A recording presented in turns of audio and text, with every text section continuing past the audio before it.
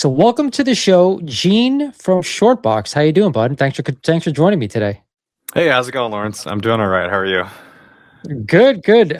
So I just want to tell a quick thing. Me and Gene tried to do this the other day, and we had a big power or internet outage that we had to deal with. But we're back on again, bringing you guys hopefully some great content. So again, Gene, thank you for hopping back on with me. I appreciate it. Absolutely. Episode 2, Electric Boogaloo for us. uh, so get started. Tell everybody out there if they're not familiar with Shortboxed, what is the app for people that don't know? Yeah, well, once again, just thanks for having me on the show. Fan of the channel, love all the videos that you're doing. For those who aren't familiar, well, one, I'm Gene Miguel. I'm the CEO and co-founder of Shortbox. We are a marketplace for buying and selling comic books. I'm a collector myself. My co-founder and I were both diehard, passionate, lifelong collectors, and we launched Shortbox in 2020. And since then, we've grown to be, the second largest graded comic book listings marketplace in the world, just behind a little company called eBay. You may have heard of them. I was around when eBay first started, so it's good to see like a total comic platform come to market. And you've been around for a little bit, but for everybody out there, like what made you want to do this and say, I want to start our own platform for selling comics? Oh, thanks for asking. As I mentioned, my co-founder BJ and I, we're both lifelong passionate comic book geeks. And I say that as a sort of a term of endearment because we identify as comic book nerds ourselves. We've been into the space, a really, really long time into the hobby, and maybe 15 years ago or so, we were going to some local conventions and we decided, hey, let's just start selling off some of our collection. And, just like every other collector here, you amass a collection, you sell some books, you can buy other books, and, you rinse and repeat, and you continue to do that. And so we decided just to be dealers, get on the other side of the dealer table for once. And so, taking PTO and weekends, traveling all over the country, setting up at, conventions all over the country. And going through that experience, we kind of got to peek behind the curtain of the industry, if you will. And we really got to see just how poorly and inefficiently this entire comic book secondary market is run. I don't think that's a bold statement to anyone, listening right now. It's very old school. It's very antiquated.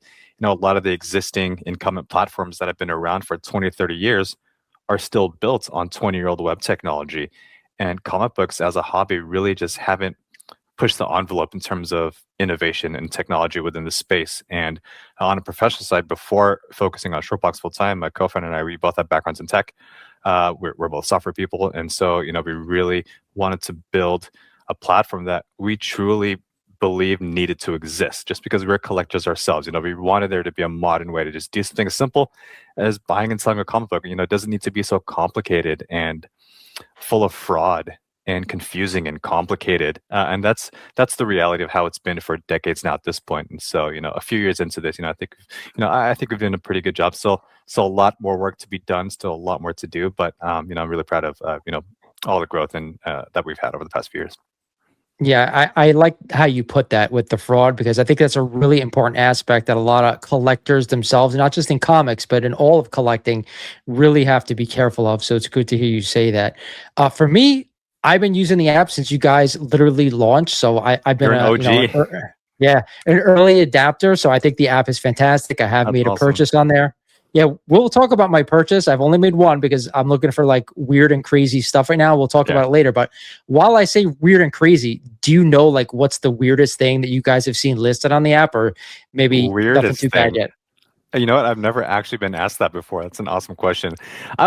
It's weird is sort of hard because everyone has their personal taste. What may be weird to Yeah. me may be the norm for someone else. I think the way you want to look at it is there is a lot of quote unquote weird stuff out there in comics, depending on sort of like what your flavor is. And we've definitely seen a little bit of everything. Maybe not something specific that's been listed, but I will say in terms of weirdness, not items that are listed, we've definitely seen a lot of weird and let's just say unique ways that people pack their books when they ship them out. That was the first thing that sort of like popped into mind when you asked the question. It's not weird things that are being listed, but we've seen everything. Again, we're a marketplace, similar to eBay, where if you list a book for sale, someone buys it, you ship it directly to the buyer. And so, we do as much as we can to try and provide guidance to sellers and making sure that they know how to pack and ship safely. But again, there's always some folks that are new to it or they just run out of bubble wrap. And so, one of the weirdest things that we ever saw was someone shipped a slab packed in a huge box just full of diapers. Now, Oh my. I should say they were brand new, unused Okay, good. diapers. So they Thank weren't God. used diapers. Yeah. So I thought that was pretty funny. And again, this was pretty early on, year one of launching Shortbox. And the recipient of that book, he emailed us, our support team. Of course, for some reason, he was super angry. He was like, oh my gosh, this is ridiculous. This person packed them in diapers. And we had to ask him, was there any damage? No, but there were a bunch of like diapers in there. Well, I was like, hey, at least the book arrived like undamaged. We'll talk to the seller, tell them not to use diapers. And if anything, diapers are expensive. For those of you Yeah. with kids out there, I have a newborn myself, and diapers are expensive. And so, depending on who received that, they would probably be happy to receive a whole box of brand new diapers. So I thought that was pretty That's funny. that's true. I'm not gonna lie. That's probably one of the best shipping stories that I've ever heard. Yeah, it That's was definitely a great. first. It was the first and the last. So never saw it again after that. All right, so I want to get straight to it today. Big announcement. PSA basically coming on board with the short box with the grade and sell feature. I think most of the people, at least I know in the community, are looking forward to this. So talk a little bit about it. Tell us how it works or how it's going to work and what it's going to look like when it goes live. I don't think it's live yet, right? No, it actually is live. Yeah, It so is we live. actually Okay, launched good. already. So as of this now, it's live now. And again, thanks for bringing that up. Again, we've partnered with PSA. I'm sure everyone listening is familiar with the PSA. They're the world's largest grading company, not in comics, right? That still belongs to CGC, which I think we all know and understand. But PSA entering the space is a pretty big deal for us as a community. It's good to have a big, reputable grading authority entering the space. And so we partnered with them to launch this grade and sell program, which essentially allows people to submit books for grading to PSA. And once they get graded, they automatically get sent directly from PSA right after grading straight to Shortbox. So it comes directly to us on consignment. And then we sell those books on your behalf in auction. And so it's just a really easy way for folks to send books for grading that they wanted to sell anyway. Because right now, I'm sure maybe you've done it, or I'm sure a lot of people who are watching have done this themselves, where you get stuff graded, you send them into the grading company, you have to wait for them to come back to you, you pay to ship your books there, you pay to ship them back to you. Then you're like, I want to send these to auction on consignment. You pack them up a third time, and then you pay a third time to ship them over to the auction house to sell them on consignment. So again, just goes back to me talking about there's a lot of inefficiencies in the way buying and selling happens today. And really, we wanted to work with PSA to figure out just a super clean, seamless way to do something as simple as send your books for grading. A few weeks later, you get paid, and you literally have to do nothing in between. So yeah, we're pretty excited, and we launched, and the reception has been super positive. We've got tons of submissions coming in, so there's gonna be a lot of PSA books hitting the market, over the next few weeks and months. That's fantastic. A quick question about like turnaround time. I'm not talking about PSA turnaround time because I know obviously they need their time to grade the books, but once you guys receive the books from PSA, how soon is it before they're offered up for auction? Like within a week. Within a week, Fast. so It's relatively fast. quickly. Yeah, it's fast. So the cool thing here is that, again, PSA, like it seems like every other grading authority out there, they have massive, massive backlogs. The turnaround times are just it seems like they're just forever Yeah. extending themselves. The cool thing about this program is because it's a new program with a new partnership between us and PSA, all of the grade and sell submissions are getting expedited. So they're getting bumped to the front of the line. They're going to get graded faster, and then they're going to come to us, and then we're expediting them goes on in terms of putting them up to auction, basically within about 7 days of us receiving it. So you could literally go from sending raw books in, having them graded, auctioned off, sold, and paid in just a matter of weeks. Which is again, that was the goal here, was how do we just create this easy, seamless system for people who just want to send in books and sell books. Again, to be fair, this isn't for everyone, right? Some people don't sell, some people don't like grading, but there are folks out there who volume sellers, power sellers, dealers, comic shops who were asking for our help to make this process much easier. And so we think this is great for those types of people. I think it's great as well. I don't know if you're gonna be able to answer this question, but it's something I think I should ask you. Obviously, you've worked a little bit with PSA in the past. Like, how did you guys come about deciding let's kind of do this grade and sell, platform together? Was there like long back and forth conversations? I don't know how much you could say, but at least I wanted to throw it out there. Yeah, no, thanks for asking. The cool thing here is that this came together pretty quickly. We have a great relationship with PSA and a number of folks over there, and when they enter the comic space, they are also trying to earn the trust and support and credibility among our community. When I say our community, I mean the comic book community. There's some people who are strictly CDC, or they're strictly CBCS, or they're strictly PSA, or any other grading company, and they really wanted to work with us, and we literally just sat in a room together and figured out how can we work together? What are some cool things that we can do? We started from a clean slate, and it was just a lot of fun brainstorming. And one thing that we always wanted to do was how can we make that pipeline from submission to grading to sold even easier, right? And so there's multiple ways that you can just, they could have come back to us and we could have vaulted them and put them up for marketplace. But a marketplace listing could be up there for weeks, months. It could never Yeah. sell. People pricing super high. At the end of the day, we wanted to create a forcing function to get liquidity out of these books. And I think from PSA's point of view, they want that as well. They're new to the comic book space, not to grading, but to the comic book space. And they want to see PSA books out there in the market being bought and sold.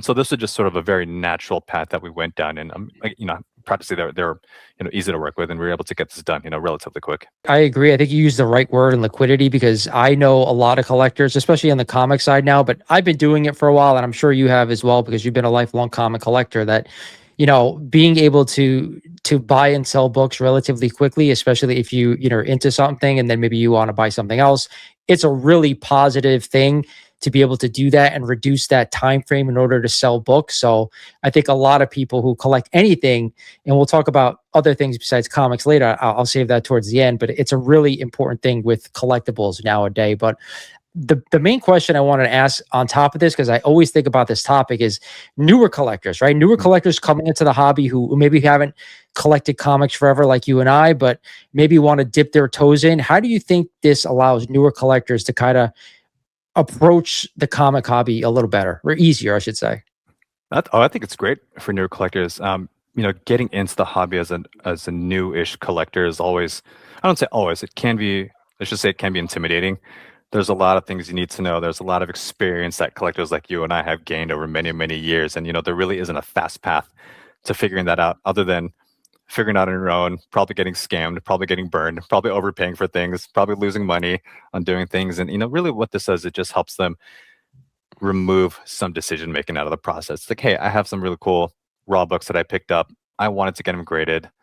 I want to try dipping my toes into, auctioning them off. And really, I think this is a really good part for people just to learn about the whole process of, hey, what's it like getting stuff graded? What's it like selling stuff at auction? What are sort of the expectations here? And how do we make that as easy as possible? And I think we try and make it as easy as possible, not just via auctions, but any other sort of a user experience across the platform. And so, I think this is a great way for new collectors to, again, dip their toes into that pipeline of grading to selling, to getting paid out if they're not familiar with it.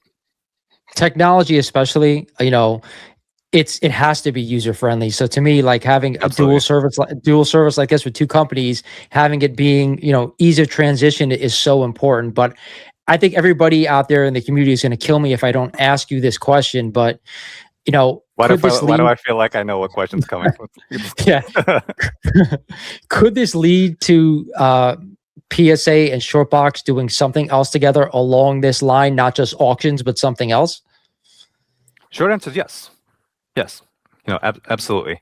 Again, we are a platform, and so we have a lot of partners across the entire industry. Again, it's our job as a platform to make collecting and buying and selling accessible, right? And we have to make sure that we are aligned with companies and grading authorities and other, and publishers and dealers and comic shops and basically every part of the entire sort of collecting ecosystem. We want to be involved with that entire process, and sort of like be, call it the operating system, of this entire ecosystem. And how we facilitate with different partners is going to be different. So the short answer is yes, there's definitely, other opportunities to do more, not just with PSA, but with other companies as well. Well, you just brought it up, because that was literally the next thing I wanted to talk about, was the other companies that are out there, namely CGC. Obviously, we know CGC has been the at the forefront for comic grading since I basically got back into comics. I think really early 2000s. Mhm. So, is there a place where you could have PSA and CGC coming together on the same platform, doing something similar? Like, obviously, you have now something going on with PSA, but is there an opportunity for CGC to come in and do something similar with you guys as well? Sure. I can't say this definitively. I think in an ideal world, I think the obvious answer is yes. That's what we would want. That's what I think the community would want, and what the community deserves. And we are partnered with CGC, right? We've been partners with CGC for many years now, and we've worked with them on a lot of different things over the years. A lot of sort of like events and engagements and different features that we've done. And, we share CGC data on the app and all that. And so all of that is obviously open and on the table. again, we want to be partnered with everyone, because at the end of the day, we want to make sure we give options to collectors and buyers and sellers, and the only way to do that is by partnering with every sort of authority out there. So that's my non-answer answer to that. And it was a good one because transparency is key. I'll be the first one to say it, especially with collecting and collectibles. The more transparent you are, I think the more collectors will flock to your platform Yeah, I mean, or it's like service, whatever we it is. want that. We want that because that's what the community deserves. There should be options. There should be choice. At the end of the day, that's what we need, and that's what we want and deserve as consumers. All right, so you guys have been around for what now? About 4 years or so? Is that right? No, all like more than 5 now. We launched in 2020. Well, it's 2026 2020. now, so Okay. let's round up and say coming up on 6 years now. So time flies. Almost 6 years. All right. So there's been a lot of changes to the app since its inception. Like obviously when you guys first started, you weren't doing the auctions. A lot more features have been thrown in, like the price data that you guys have now on the app. I think I remember back in the day when it originally started, and I could be wrong on this. Obviously, they had the green dots, the red dots, the yellow dots, stuff like that. I think that was always there since inception, or did that come up No, a we little added that later? later. No, like you Yeah. Oh, said, the app and the platform and the user experience has evolved over many years. The first version of the app is very different than it is today, in a good way. We wanted to get the app out there. We wanted to get it into the public and into users' hands. And, we listen to all our users and we build features that we think collectors need. So back then we didn't have auctions. It was only a direct listings marketplace. The first version of the app, you couldn't even send offers. We built that shortly after that, but, it's an iterative process. I mentioned before that, we are software people. And so the platform itself is never done. Even the way that it is today, the platform is going to look very different 6 months from now, 18 months from now, let alone years from now. It's always going to evolve. It's really sort of like our job to make sure that we're always innovating, always building new features, always giving the community what they want, and different ways to buy and sell. And I can't predict what that's going to look like 10 years from now. But I can tell you, confidently, it's going to look very different, 10, 5, even 1 year from now. What do you think are like the most used features on the app? You guys have a lot of things going on, but what do you think most of the collectors out there like the most about it? I would, if I would guess, sort of, put my finger on it, what we get a lot of positive feedback on, and you mentioned this already, is our pricing data. Again, we as a platform, we pride ourselves in being very transparent, sort of philosophically, between myself and my co-founder. We both believe in access to information, whatever type of information that be. We sort of really don't believe in gating publicly accessible information behind a paywall. That's just not what we're into. So we're like, hey, we have all this amazing data. Let's put both the buy side and the sell side on the same page. At the end of the day, collectors are smart. They're efficient. You don't need to have both sides kind of like guessing and trying to scam one another. It's like we all have access to the same information. Let's just give it to everyone, because at the end of the day, everyone knows what a book is worth. And it's we don't want people to feel ripped off. We don't want people to overpay. At the end of the day, it's giving both sides, both the buyer side and sell side, access to the same amount of information. Because at the end of the day, they're going to get access to the information anyway. Let's just give it to them. So I would say that's probably the one feature of the platform that's unique to us, because no other platform actually shows you FMVs for books. We show you an FMV range. It is huge. Recent sales. We even make it even easier. Like you mentioned, we color code it. If there's a green dot, that's a good deal. Like you could only have to look at the sales. If you see a green dot, like, hey, it's fairly priced. Sure, you can still send an offer. Everyone wants a good deal no matter what. But that's a really, really good starting point. And one other interesting thing here is that on the marketplace, not on the auctions, but on like the buy it now type listings, the vast majority of them are all done via offers. So people are sending thousands and thousands of offers back and forth every single day. That's just the nature of collecting. Sure, yeah, if it's priced really well and you think it's not going to last, you can just buy it, for a full price. But people like sending offers and counter offers, both buyers and sellers. So between those two things, it creates a lot of good activity. I agree, and I think now with collectors being so savvy, right? We had that market crash, from 2020 down to 2022, where things just kind of took a real nosedive. But the one thing that I would say correction, but that's a different discussion. Or if you want all to. Right. Well, it depends when you got in. Let's put it that way. Yes, absolutely. But the one thing that like people don't talk about enough is that it created a lot of savvy collectors after that, Mhm. right? Because of that happened, you have so many people who know what they're doing. They know what to look for in a book. They know what presentation is. They know what the grades are. They know what the price is now. So like having all those tools as a collector really helps you going forward. Or back in the day before the technology, like you talked about, we didn't have those things. So Oh, you were uh, you were referencing a physical print guide that was printed a year ago. yeah, Yeah. exactly. So I mean, Or like waiting for like it's the new such. issue of Wizard magazine to come out in a month. Oh, well, I love that. Don't get me wrong. I love Yeah. the nostalgia of Wizard, and I remember had great fond times of those memories that I have. But having that right at your fingertips now, and having that on the app, and just making it as simple as, like you said, the dots, the colors, it's such a great feature. I always say in this market that like everybody should be making offers, unless something is an absolute steal, and you're like, oh my god, that's ridiculously Yeah, there's very underpriced. few reasons not to. You know, again, if you're a Yeah, buyer, like why not? Why wouldn't you? Again, I think the only time you wouldn't is if a book is obviously underpriced and you don't want to risk waiting for a response and you just want to buy it. You know, that happens to all of us. But I think from it's always fair to send an offer.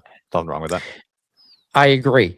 But let me ask you, because it also works the opposite way. If a red dot shows, people know that hey, that book is really either overpriced or maybe it's, not where it really should be. If Mhm. if I'm a savvy collector looking at that, what does that do for those people listing those books? Like, doesn't it make it a lot harder for them to sell them having that data on there? No, if anything, just makes the decision easier for a buyer. A buyer, even if it didn't have the red dot, a buyer isn't going to pay that because if there's no dot, again, so we don't show those dots or a full FMV for every single book. We only show it if we have enough sales data on that book to come up with an FMV. So we're not just making up numbers. We only show FMV and those dots if we have a high confidence in the data that we have. So if there's no dots, then that may mean maybe there's only a couple sales in the past few months. You know, like we don't feel confident. You know, our model doesn't feel confident showing an FMV. But for red That makes dots, sense. again, buyers are efficient. So, a lot of sellers may say, "Oh, I wish you wouldn't show the red dot because no one's going to buy it." Well, if it wasn't, they weren't going to buy it anyway. When you look at the books that actually get sold on the platform, the vast majority of them are green or yellow dots. They're at or within a certain range of FMV. We don't have people blindly paying quadruple FMV just because they don't know. And in the few cases where they may be an unsavvy collector, we actually want to prevent them from doing that because we don't want people to get burned because they paid 4x of FMV just because they didn't know. That person's never going to buy a comic ever again. They're going to leave the hobby, forever. And that probably happened during the big boom a few years ago. I think a lot of A people lot. got burned. Yeah. A lot of people didn't come back to the hobby because of those things. It's not necessarily our job to incentivize sellers to screw people over by charging astronomical prices over FMV. That's not our job. It's our job to just facilitate transactions, and it's up to both sides to come up with a fair price. But we can show them what things are worth. That's so it's like we just put all that information out there, and the buyer can make the decision on whether or not to buy the book. And so, if there has a red dot, well, it wasn't going to sell anyway if it didn't have that. If anything, Is we're there? just getting more information to use as to, hey, there's better price options out there, and they were going to find those regardless. We just want to make that access to that information as easy as possible. I'll ask this, and I don't even know if you can answer this question, but how do we deter sellers from doing that? Obviously, because if I don't want to bring up another platform, but you mentioned them earlier, eBay. When Mhm. you go to look up certain things on eBay, there are people out there with ridiculous, like Yeah. not even close to FMV. Mhm.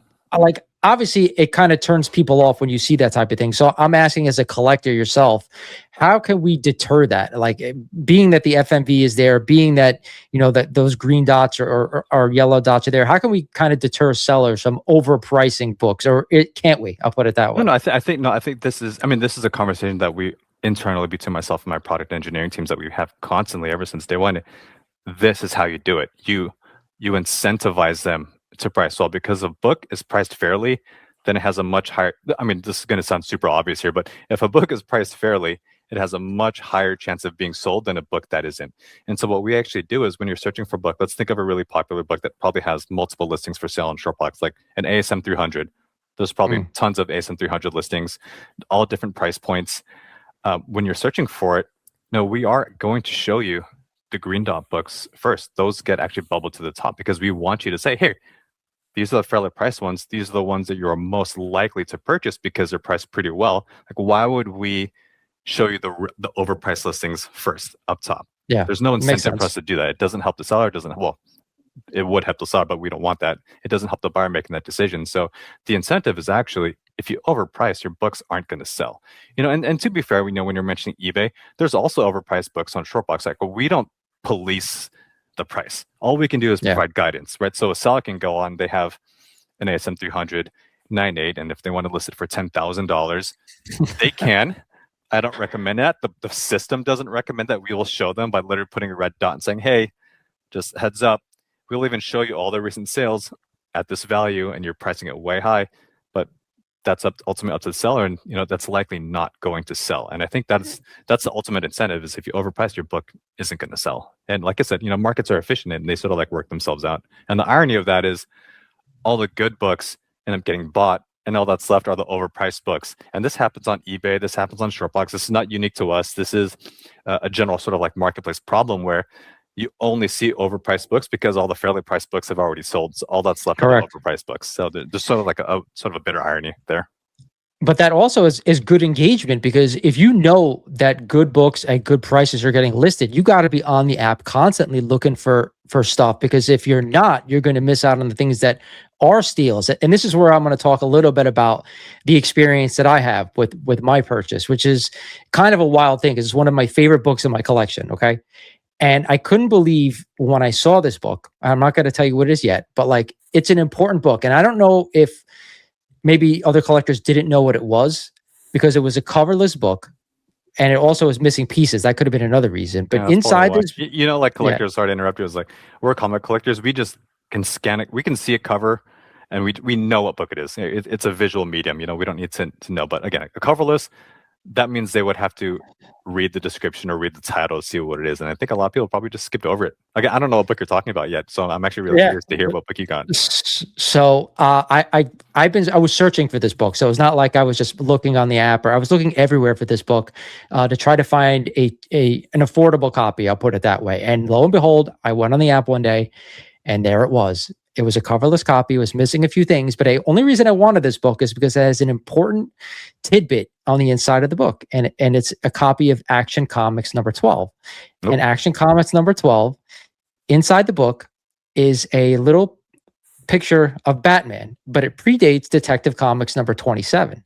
So it's technically the first true appearance of Batman anywhere, at least his face. So to me, like, I always collect historically, so I like adding historical items that I find to be very interesting, and Batman was a big part of my life. So I saw the book and I made an offer on the book, and the seller accepted it, and I got the book. And I don't think you could see it. You might be able to see it behind me. I don't know if you can. You might be able to see it. It's next to the repro. Is that a repro cover on it? Yes, exactly. Nice. Exactly. So I bought a repro cover and a couple of repro pages, slapped it together. Nice. But anybody who comes in here, I tell them a story, like what this book is, where I got it, and what the meaning is. So like, there are some incredible hidden gems on this app. So if you guys are not using it, to this day, it's one of my favorite purchases that I've ever made. And, awesome. And I'm really, really, really proud to own the book. And I wanted to share that with you, since that's cool. Yeah, it was a really cool experience. Awesome if one day you come across just the cover and then you can marry it. Yeah, well, I'd have to get some other pages too, just to make it complete. But I'm just happy to have the coupon. But I wanted to share that story. But it makes me want to ask you. I'm sure you didn't even know that book was on the site. But what is, like, I know I asked you the weirdest thing before, but maybe you don't even know this. But what's the best deal you think, or maybe a book that you saw that was on there that was like, wow, they got a crazy deal on that, or that book you don't see that often? Do you recall anything like that? Not off the top of my head, but there's definitely a lot of good deals that happen pretty regularly. On there. I think just like most collectors, you just have to be sort of on it. You have to pay attention because it's out there. And I think a lot of the more savvy collectors, they sort of have this intuition where they just know what a book is worth, and they don't even have to look at recent sales to know that it's a good deal. And so this happens multiple times a day where we just see things all the time. We're like, oh, that was a good deal. That was a good deal. Oh, I should have bought that. That was a really good deal too. It happens, more often than you think, pretty regularly, especially when sellers are motivated to sell. And also we have alerts. So we have people that set, watch alerts or set search alerts. So when there's a specific book they're looking for that comes up, they get notified every time it comes up. So good deals tend to go pretty quickly in general.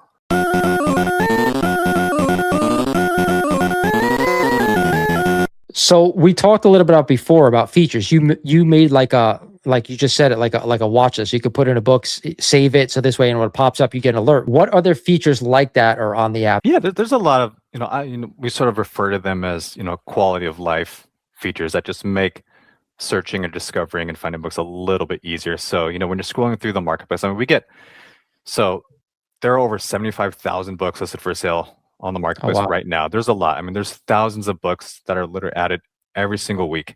So there's always new stuff going on. And so you can imagine scrolling through tens of thousands of books will take a really, really long time. And so I think just utilizing a combination of, the search bar with keywords and filters, you can filter down by price range, grade range, grading authority. You can even filter just by green dots, and I actually recommend people do that. So if you're like, I yeah. only want to look for books at a good deals, again, why would I want to see the overpriced ones? Just filter, just say, show me the good priced books only. You can search for Amazing Spider-Man, Silver Age, CGC, Green Dot, and it'll show you all the Silver Age ASMs that are priced fairly, and that could just like save you a lot of time. And so I think that's sort of a really powerful tool that I think a lot of people can benefit from. And then if it's something that you're always looking for, you can just set a saved search and just be emailed and notified every single time there's new books that match that. So again, we just try to build, again, these quality of life features that just make things a little bit easier that you necessarily won't get on a generic marketplace, like an eBay or like Facebook Marketplace or any other sort of like generic marketplace. We build tools specifically for comic book collectors, and that's really sort of what makes Shortboxed different from other generic, marketplaces that are for everything. We talked a lot about the buyer side so far, but let's talk a little about the seller side, right? What are the benefits of selling on Shortboxed?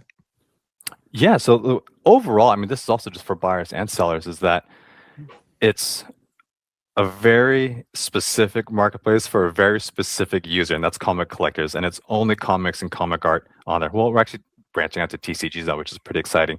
But for sellers, the easiest way to compare us to is sort of what everybody knows, which is eBay.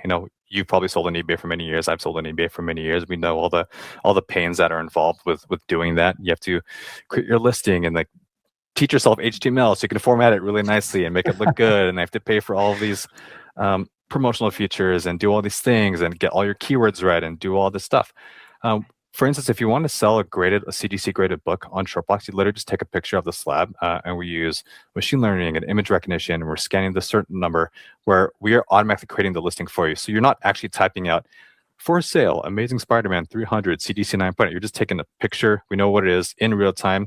We show you what book it is. We fill out all the metadata for the book. This goes back to our partnership with CGC. And so we have all the information. We show you all the graders notes for that exact cert number. So even show all the graders notes. We show all the recent sales for that book in that grade. We show you an FMV if there are enough sales to show an FMV. So we give you some pricing guidance to say, hey, this is probably how you want to price it. You can literally list a book in a matter of seconds, like a CDC graded book, literally seconds to get it up. And compared to creating a listing on eBay, the difference is huge. And so, just in terms of an efficiency standpoint, this is what I mentioned earlier in the very beginning of selling a book doesn't have to be complicated. It should literally be that simple. All the information is already there. We've built a really robust database. We have a lot of sort of like strong partnerships where you can take a picture. We know what it is, creates a listing like 7 seconds. You have a book listed for sale. It's ridiculously fast. It's something that we're super proud of. It's a very user-friendly experience. I will say that from a buying aspect and a selling aspect. I have not sold anything personally yet, but I've gone through the steps, just like you said, of entering just to see how easy it is if I want to go ahead and sell something. So again, I just want to, recap everything we've talked about so far about, having everything at your fingertips with price data. Obviously, if you're a seller, entering the books, having all that information right at your fingertips. If you're a buyer, you know what's going on, right? Not only do they have auctions, and how often do the auctions run? We have auctions running every single day, but they may run anywhere from 3 days up to a week, sometimes a little bit longer, depending if it's a bigger auction or not. But there's multiple auctions ending on the platform every single day.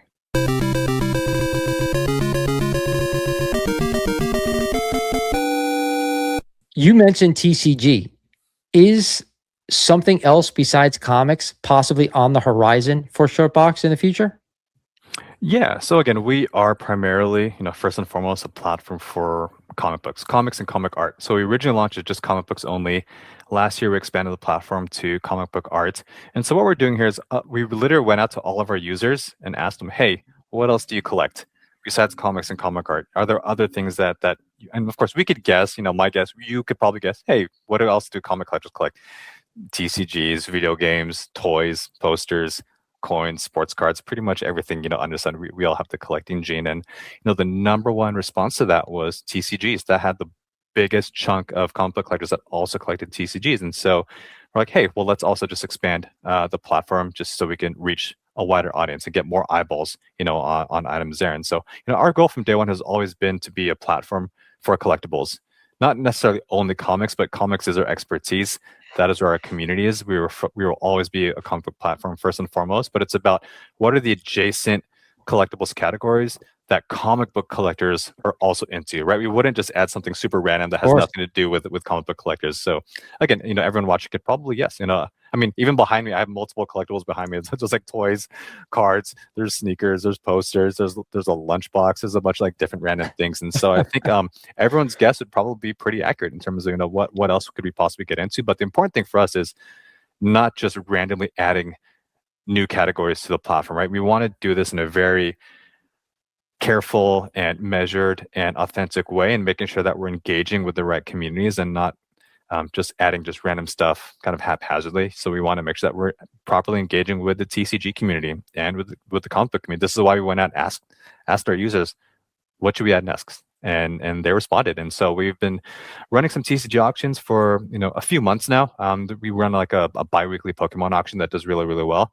And then in terms of like what's next, kind of TBD. We actually don't really know yet. Everything is sort of like humming along pretty well right now. That's good. I mean, TCG is just it's insanely on fire. It's just That's crazy. crazy right now. So Yeah. I don't blame you for kind of bringing that on board. But I call collectors like myself who collect everything, just like you.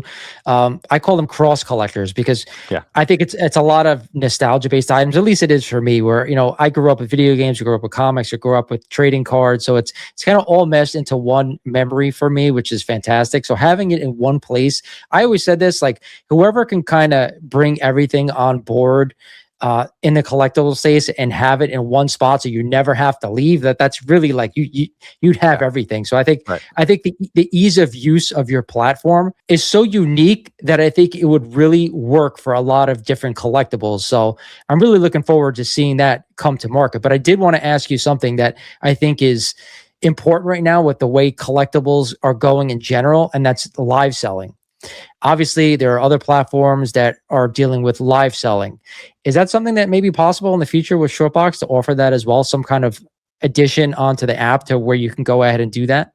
Yeah, as it is a sort of, you could replace live selling with any sort of other buying and selling format. It's, we look at everything and we consider everything. Again, I've said this multiple times so far, is that our job as a platform is how can we make buying and selling as easy as possible, almost regardless of format, whether it's a direct listings format, whether it's via auctions.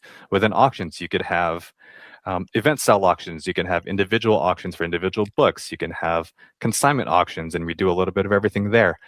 There's other formats, like I said, like live selling, and there's multiple different ways to buy and sell. And for us, it ultimately comes down to, can we take that format and one, is it something the community really wants and needs? Is there something missing here? And if that answer is yes, is there a way that we can build it in a way that's even better and more streamlined and easier to use for our existing users versus just saying, hey, we should be everything for everyone? We at the end of the day, it just comes down to like, can we build it in a way that's easy and seamless and almost a no-brainer for people to use? And I think the verdict is out there. I think there is a place for social selling, and live streaming. I hop on live streams myself just as a collector. I like watching them. I enjoy them myself. I've tried them myself just like out for fun. I think there's a place for everything. It's just a matter of where does that fit in for us and our ecosystem and our users. And so far to date, that has not actually been, the most requested feature. And that might be a little surprising. You might think, oh, I'm sure everyone's been asking. Sure, a lot of people do. But it hasn't necessarily been something that our existing ecosystem has really, really been pushing for. But it's something that we're always exploring. We're constantly exploring, and we've built proof of concepts for it. And for us, we're not just going to build something for the sake of building something. It has to be sort of like the right time and the right moment, and something that our users actually want. Right now in the comic market, I assume you have your pulse on a little bit, being that you guys are, of course, running a platform that sells comics. But what do you think the most underrated comic is right now? Ooh, underrated for collecting or for reading? I'll tell you Well, what, give me both. let's see. I also read comics. Again, I'm a comic collector, but I also still try and read. I wish I had more time for reading, and I think all of us, our read piles just get bigger and bigger and bigger.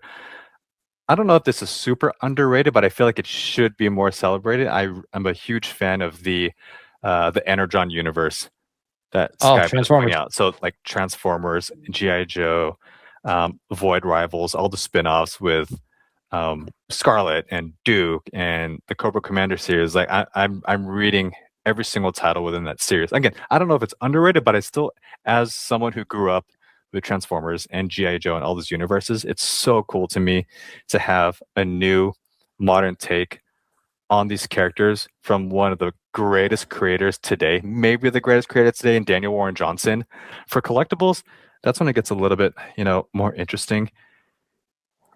I I find myself, when I'm talking to other dealers and collectors, something that I've noticed is that high grade Copper Age books, I feel like are just, call it underrated, call them undervalued. That was such a key period in comics now, but Copper Age books are 40 years old now.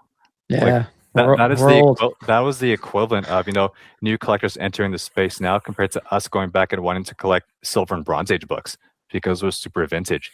When you think about pop culture today, a lot of them started in the 80s, like the Turtles is an obvious one. I mean, I just mentioned Mm. Transformers and GI Joe.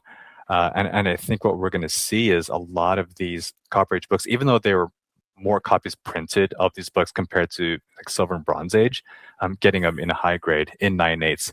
Um, they're still fairly undervalued, I think, especially because they've sort of hit this key 40-year vintage mark.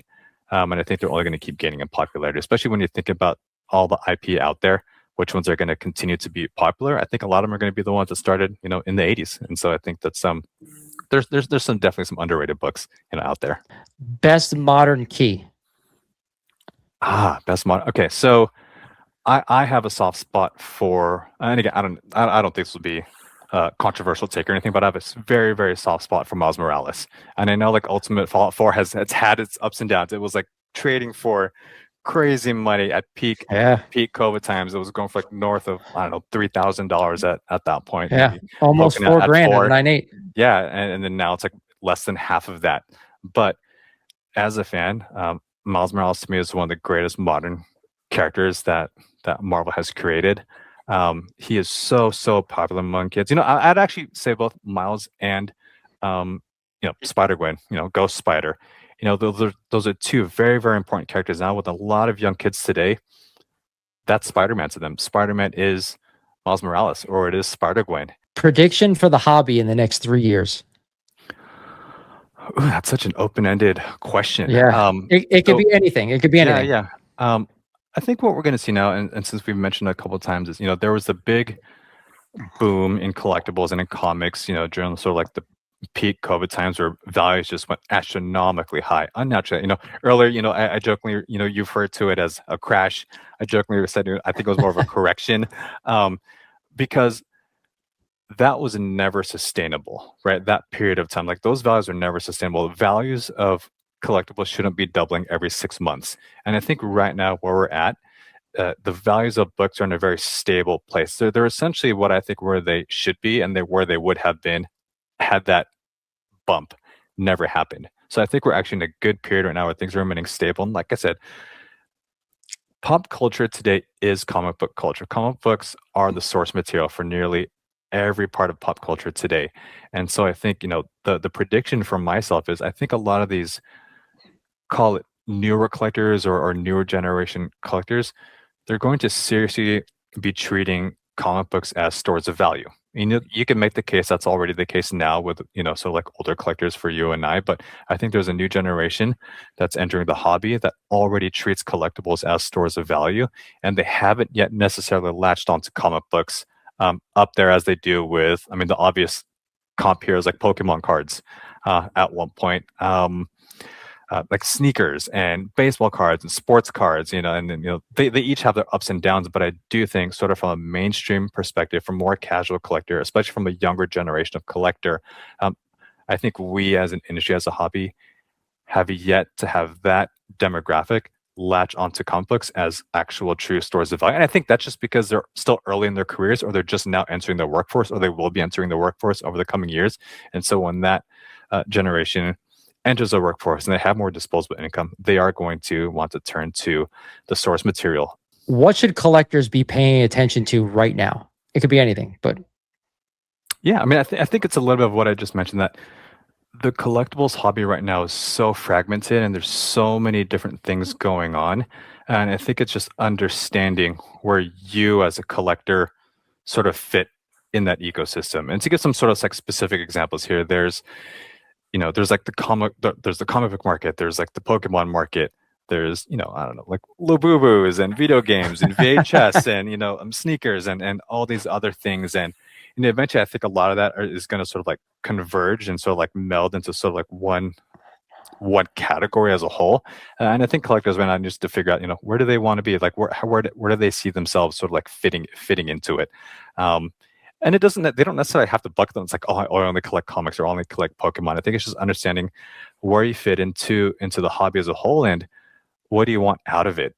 Do you want to just collect just for joy, for nostalgia? That's perfectly fine. That's how I collect. Do you want to collect as an investment? Do you want to treat them as stores of value? Do you want to treat it like a stock market where you're just buying and selling and doing arbitrage and flipping books and doing that? That's also valid too. There's different ways to engage with the hobby for different people. I think it's, for most collectors, just trying to understand sort of where you fit in and what you want out of the hobby. That way you can sort of like navigate those waters with a much more clear path. I agree. This is supposed to be fun, guys. This is supposed to be like something we enjoy doing. That's Right. why it's called a hobby. So, Exactly. I want to thank you for joining me today, man. This is a blast. Oh, this is awesome. Obviously, Thanks for having me. yeah. If you haven't downloaded the Shortboxed app yet, I don't know where you've been for almost the past 6 years, but like we talked about, easy, convenient, educational. You're going to find steals on there like I did with my Action 12. So again, I want to thank you for coming on the show today. This is awesome. Thanks for having me. And again, for anyone watching, I love connecting with the community. My inbox is always open. You can always reach out if you have questions, or if you want to talk comics, or whatever it is. It's just Gene, Gene, at shortboxed.com. So feel free to shoot me a note if you want to chat or have any questions and want to take the conversation elsewhere. But again, thanks for having me on. This is awesome. Also, anyone listening, if anyone has an Action 12 cover, make sure you hit up Lawrence there. Let's get him that complete copy of that book. I would love that. Thank you, Gene. I appreciate it, buddy. Awesome. Thanks. If you'd like to become a sponsor here on the Mighty Rewind podcast, make sure you reach out at the Mighty Rewind podcast at gmail.com.